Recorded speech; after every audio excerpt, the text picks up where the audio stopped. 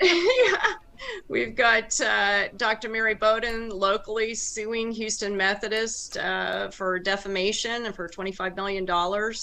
We've got just a slew of issues, the drought issues, and so forth. So much that went on this week. We're going to continue to watch that. We're going to continue to watch Harris County Commissioners Court, see if they will, in fact, go ahead and put that, I think they will, put that bond referendum on the ballot this November. And, so you've got taxpayers looking at new taxes coming down from the federal government and probably the local government as well. Not to say that there aren't some things that are needed, but as with the city, is the county government spending appropriately? Are they focused on those core services that they now say we need this bond referendum to cover? Some of the commissioners are not opposed to a bond referendum, but they'd like to push it off for another year because they don't feel like people are ready to accept this at the moment. So those are some about that bond issue, but I also want to talk about something else. Sure.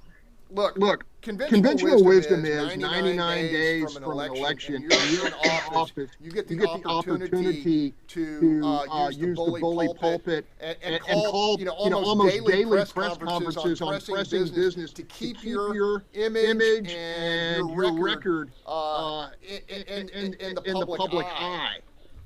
And yet, with the exception of, I guess, the monkeypox press conference and a couple of appearances, we haven't seen much of Lena Hidalgo. What do you guys make of that? Sue? She keeping a low profile? Holly? Charles? Yeah, that's interesting.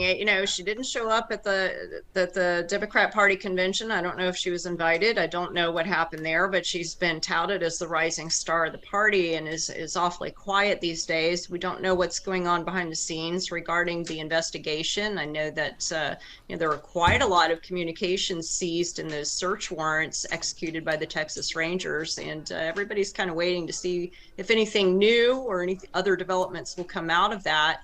I guess it was a good idea to show up and talk about monkeypox and get people to focus on something other than rising crime, inflation, and corruption in county government, allegedly.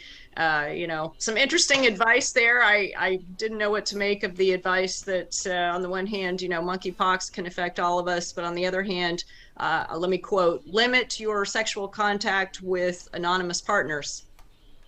Okay. Yeah, I guess they didn't learn anything during the AIDS epidemic.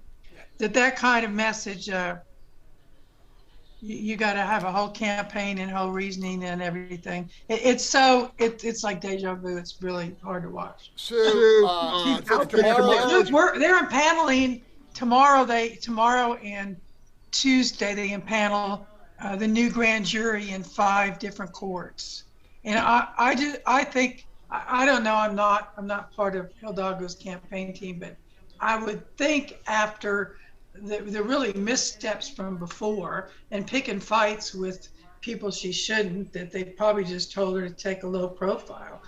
Also, she's got what, $1.5 million in the bank. But and she's not spending, but she could use that money on her defense if she needed to. So I don't know, maybe making decisions on how that money is going to have to be spent. But she's taken swipes in social media at Mueller on some things, and all it does is just allow Mueller to raise the issue. It's on the election stuff, being audited, is to say, hey, this is on you. I mean, we didn't have audits before. When the tax assessor and the county clerk were running, we didn't have those kind of audits. It really ran very smoothly. So, these audits are really on her. We've never had them before until they implemented this elections commission. All right, since tomorrow's back, we're going to go ahead and excuse Holly Hansen. She's got pressing business to go have fun somewhere, I guess. Yeah. We'll continue here in the public square, Holly. Yeah, hey, take bail money with you. I'm celebrating the anniversary of my 40th birthday again. So hey, that's my girl. Birthday anniversary. Happy birthday. I'll send y'all some pictures. Hey, honestly, thank you for being here today. Happy birthday, Holly. You bet. See you guys later. Okay. Hey, tomorrow, isn't it Politics 101 if you're the incumbent? You have a whole every opportunity you can to hold a press conference and get free earned media. You take it. And yet we haven't seen that from the county judge. What do you make of that? Hell no, you don't do it when your ass is under suspect of committing a crime. You run from the press. You don't invite the press to your house. Since your last press conference looked like how dumb I am, how dumb I am, oh, how dumb I am. You surely ain't in a rush to hold another one, because the last press conference she did, it was literally college level. This is what you don't do when you are accused of committing a crime and you're elected. So you run from the press. Actually ducking and dodging and then going to Comic-Con looking like an idiot. I'm not surprised by that at all. And the fact that attacking Alex Miller on social media, that is prime time for Alex to go after her with everything going on at the county.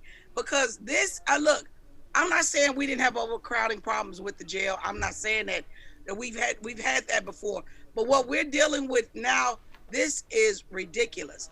Not only the overcrowding at the jail, but the fact that you are allowed, that judges are not holding courts for over a year.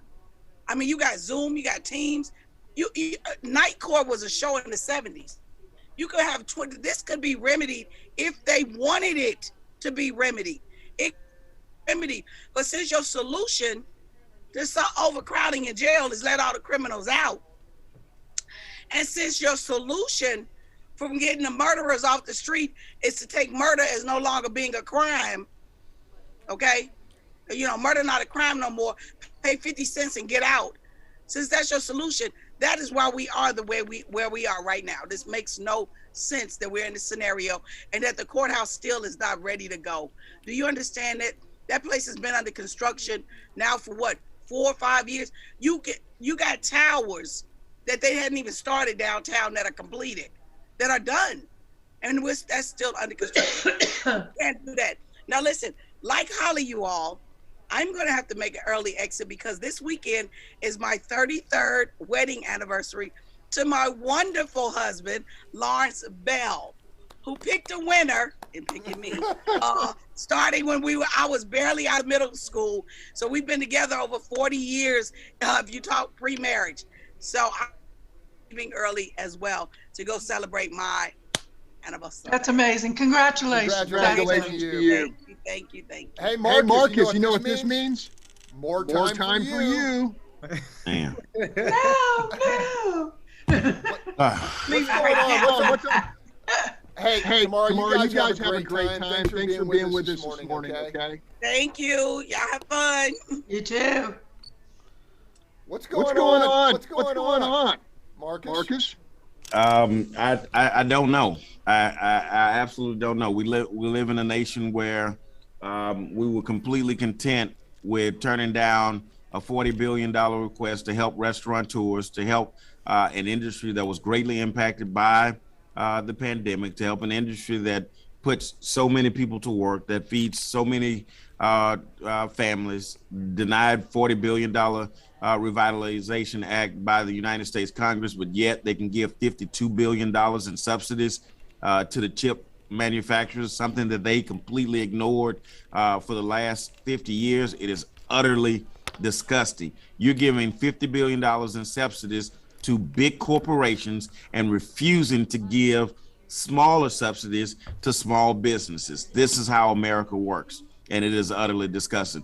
Meanwhile, we refuse to pass legislation that benefits the veterans in the United States of America. You shitted on Colin Kaepernick for him not being a patriot, yet you don't pass legislation that benefits veterans, and you call yourself a patriot to this nation.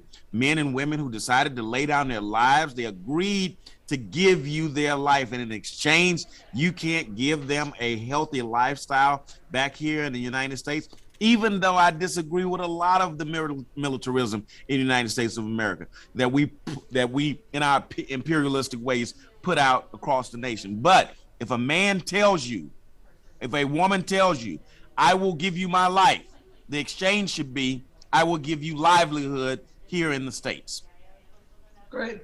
I agree. Hey, we got plenty. We've got new subsidies for windmills and solar panels. And if you manage to stay in business as a restaurateur, you get a rebate on your electric car, your Tesla.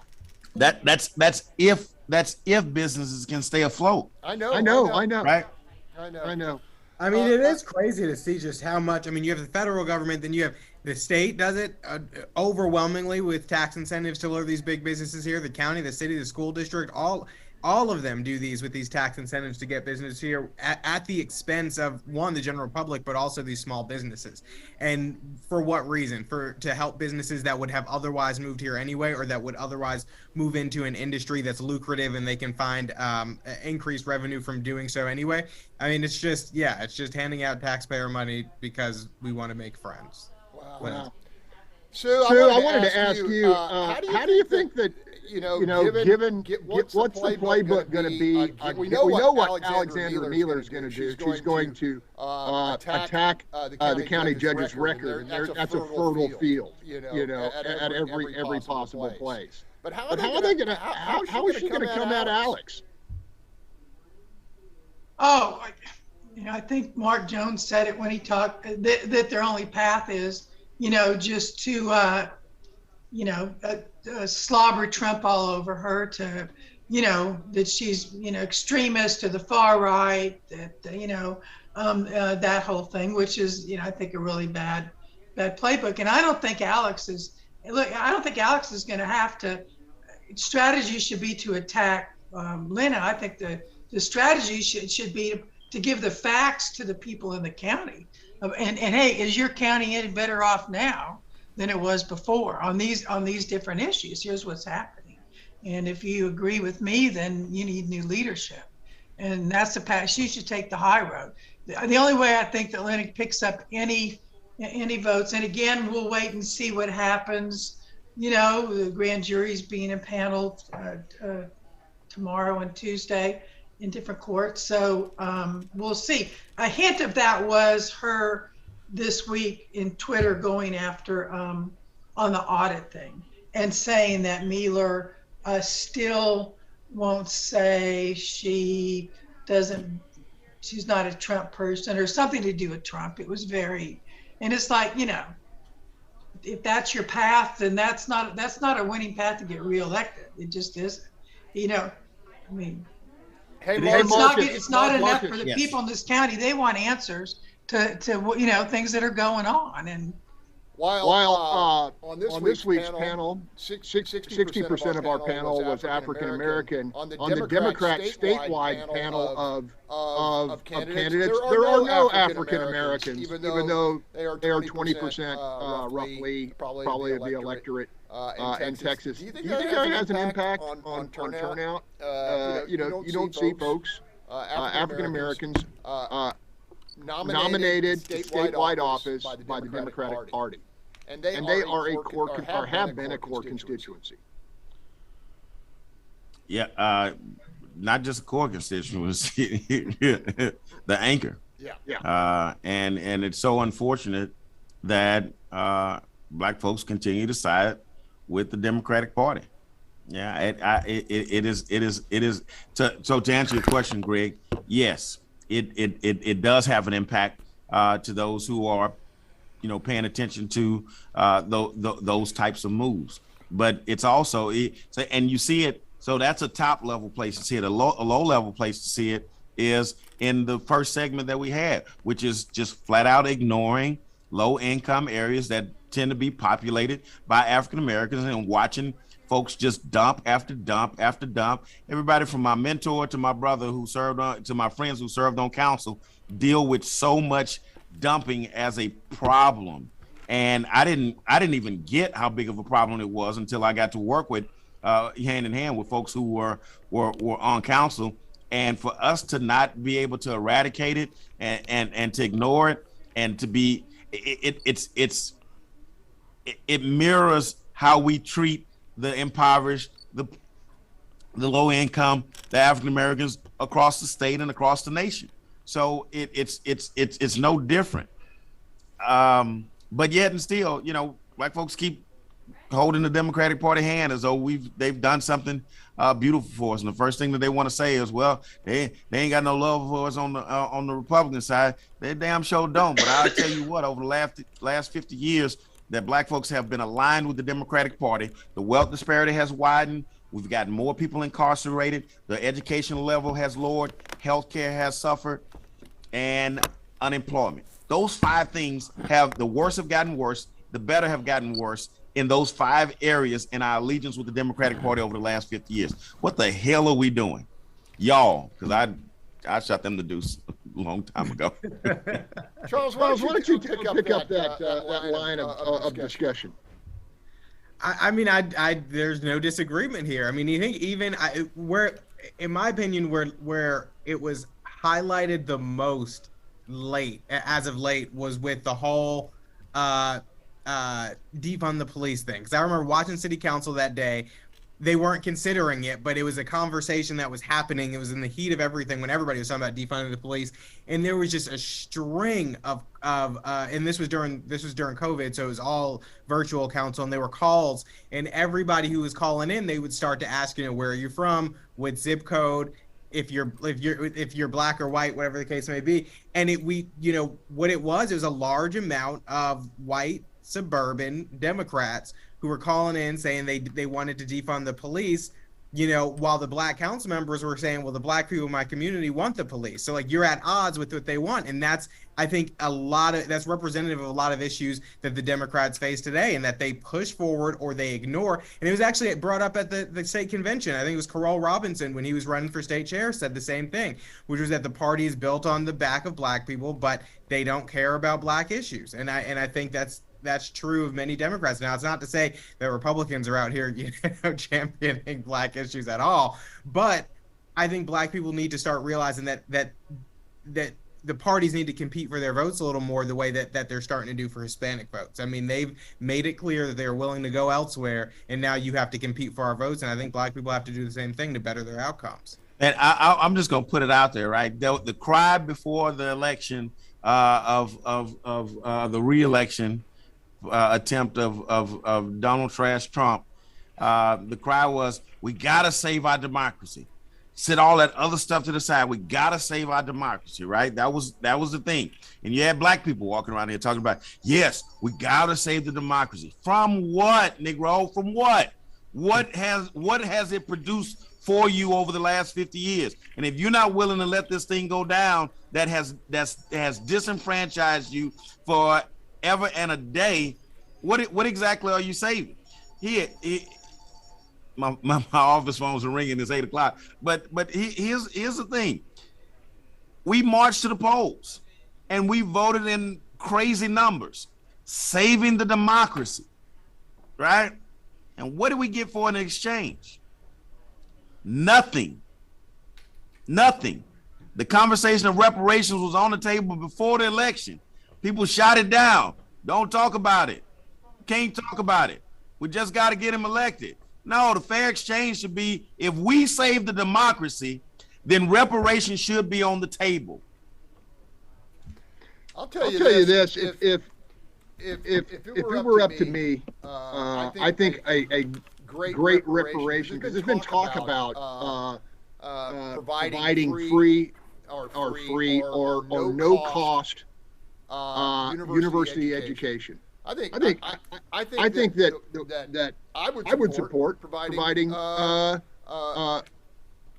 free education or no cost college for African Americans as a matter of, you know, an attempt, even if it's symbolic, to rectify what was centuries of mistreatment, enslavement, and Greg, that would be a noble gesture, but slavery was about money.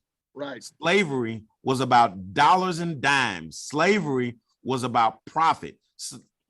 Slavery built the economic engine of this nation. From cotton to rice, there were billions, trillions of dollars made off of free labor. We can't continue this conversation about reparations and avoid the fact that descendants of slaves deserve to be paid in cash.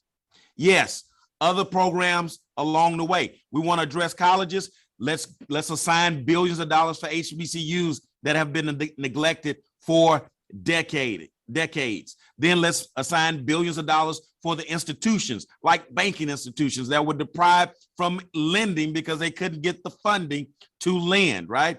Then let's give to the institutions that can address the ills of the community, like recidivism, like incarceration, like unemployment. And we have several long-standing institutions in the African-American community in the nation that can address that. And lastly, slavery was about business. Assign billions of dollars for Black-owned businesses, period, point blank, and give checks to the descendants of those who made this nation wealthy.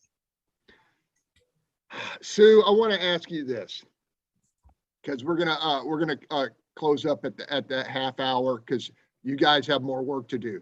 Charles and Sue and Marcus has a business to run. Actually, I gotta go. I gotta do Isaiah after this. Okay. That's funny. All right. Sue, look, I consider sanitation a core responsibility of a modern American city. And then you know, I see all of the ancillary programs. You know, I'll say, hey, just international travel for trade missions. And I mentioned earlier, musicians playing at the airport as two examples. Is there, and I don't know how folks, you know, knowing that the dumping is going on and it's been going on and destroying the mindset of a community, you know, how was allowed to go on that long without a concerted effort? Hubash made the point that even when they catch people, the judges rarely severely punish them.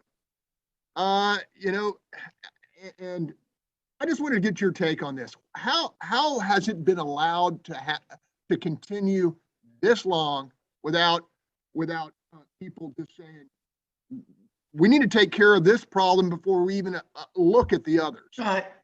Well, it is, you know, but in some ways it's like trying to nail down Jell-O. You can get a site with cameras and cut off that site, but the people that want to dump their stuff for free, they'll go find another site. They'll seek it out and they'll do it. So, you know, chasing after those sites is probably not a good strategy. And I suspect that the DOJ has said, yeah, this has happened in poor, low income, you know, people of color neighborhoods, and said to the mayor, hey, you know, you got elected, you're an African-American mayor, you know, why aren't you fixing this? I mean, come on, if there's any neighborhoods are going to have an ally, the strongest ally should be you. And you need to come up. So guess what? We're going to help you. I mean, we're going to come in and we're going to push this and we're going to make this right, because you're not going to walk away saying you can't do anything about this, because you can, and quit throwing, you know, diversions over here about suing people you can't sue. Let's really boil down. It is a very difficult problem, but it's a problem that can be solved. And it could be that maybe you have to have more city sites where people can go to. Maybe you lower the fees. You know, I think you have to look at alternative things, which maybe they will now, on how you do this. Let me ask you this, Sue. But I think it can be solved if you laser in and you put the effort to it. I trust any problem can be solved. What makes a dumper not dump in a wealthy community? What makes that happen? What makes people choose low income communities to dump in? Because in a lot of there's a lot of empty space.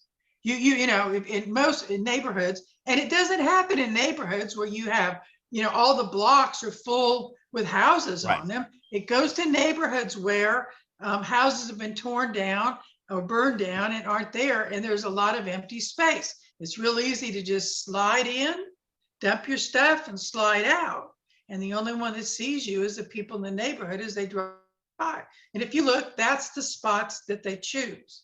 And that happens to be some of the lower income neighborhoods that have neighborhoods that are just, you know, house after house, like you know, like Montrose or, you know, other Oak Forest Heights, places like that. The Heights used to have that problem until a whole bunch of people moved in, and all the blocks are full, and now there's no empty lots to go to. So that's Okay, what it is. hold on, You have hold a lot on. of empty lots. Urban reformer, you have been assigned to lead the citywide task force, and you're going to have money and tools for innovative new measures to control this. Give what comes to mind? Have you thought about this issue? Because I really think it's a core responsibility.